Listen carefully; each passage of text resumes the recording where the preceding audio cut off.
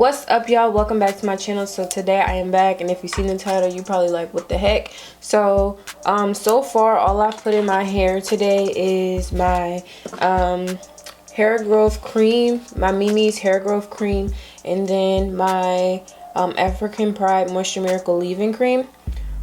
These are the only two things that I have in my hair as of now, and I kind of just saturated my hair with that and all my and put the hair growth cream on my roots. So my hair is pretty wet, but today I'm here to attempt to show you guys how to make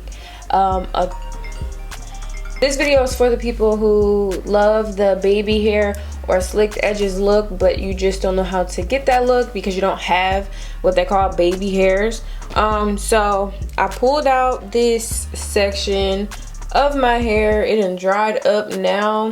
The shrinkage is definitely real, but I'm just gonna go in with my Style Factor Edge Booster and then also my Style Factor Stronghold Styling Gel.